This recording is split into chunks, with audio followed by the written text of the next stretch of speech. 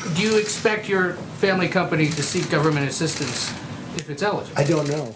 I mean, I just don't know what the government assistance would be for what I have. I have hotels. Everybody knew I had hotels when I got elected. They knew I was a successful person when I got elected. So it's one of those things.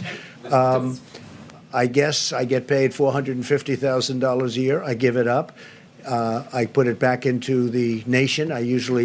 I have to, by the way, you have to designate where you want it. So I oftentimes give it to opioid, research and things. Specifically, not you. But as far as the hotels and everything, I mean, I have to do what everyone else is doing.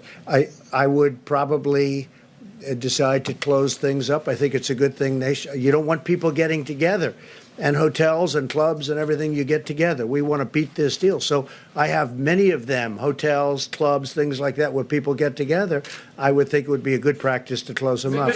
So no one in the Trump administration is asking for my advice, but for what it's worth, when a reporter asks the billionaire president if government assistance will be used to bail out his family business that he still owns and profits from, the answer is no. The idea that Trump wouldn't be able to expressly deny this notion that taxpayer dollars would be used to prop up a gold-plated hotel owned not only by a self-proclaimed billionaire, but the president, who is especially not supposed to benefit from any type of emolument, goes to show exactly where his priorities lie, which is, even during a global pandemic and economic crisis, he's still not willing to rule out the idea that while the American people are hurting, Trump might still be able to make an extra buck. What this does do, though, is put into perspective why Trump was so hell-bent on pushing for bailouts for certain industries right off the bat, including airlines, hotels, and cruises. And granted, while those industries are certain to take a beating, remember that Trump's own holdings are in that same sector. So when the guy tries to swoop in like a white knight and start doling out taxpayer dollars to hotel chains, remember that he does nothing without considering first how he stands to benefit. The crazy thing is, Trump doesn't even pretend not to own and profit from his businesses anymore.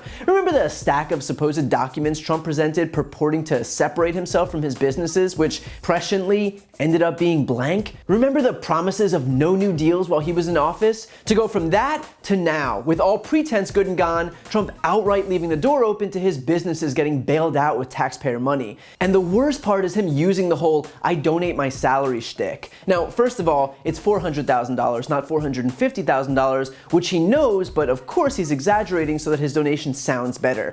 And to his credit, he does donate that money, but it's crumbs compared to what he actually does make. As president, Trump passed a tax cut that'll likely save him $15 million a year. He amended the estate tax that'll likely save his kids $4.5 million. The Trump family still owns and profits from the Trump Organization, which, despite a pledge of no new foreign deals while Trump's been in office, has seen more than $100 million in real estate sales during his term. Jared and Ivanka themselves made $82 million just last year alone. The Trump family profited into the millions from their stakes in the Trump International Hotel in Washington, D.C., which has become a way station for foreign dignitaries looking to curry favor with the president.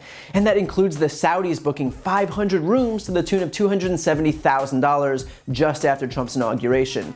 And it's not just foreigners. The Trump Organization was paid $4.2 million by Republican candidates in campaigns, and Trump's own re-election campaign spent over $740,000 at his properties since he took office. American taxpayers paid for Mike Pence to stay at Trump's Dunebag resort in Ireland, despite it being 181 miles away from his official meetings in Dublin. U.S. military personnel have been staying at Trump's Turnberry resort in Scotland, a property that lost $4.5 million in 2017 and then was miraculously up $3 million in 2018 after becoming the hotel of choice when Trump took over. Attorney General Bill Barr dumped $30,000 into Trump's D.C. hotel for a holiday party. Just Trump's golf trips alone to his own properties have cost U.S. taxpayers over $340 million, with the Secret Service spending more than $500,000 on golf cart rentals. I mean, Trump even tried to get the G7 summit to be hosted at his Doral resort in Florida. Donald Trump made at least $434 million from his businesses in 2018 alone, which is over 1,000 times more than his presidential salary. So if you really think the guy is some philanthropist because he donates some fraction of a percent of his paycheck, then you need to focus less on his PR and more on reality. And that reality is, and always has been, the same, which is that for Donald Trump, his whole presidency boils down to one thing and one thing only: money.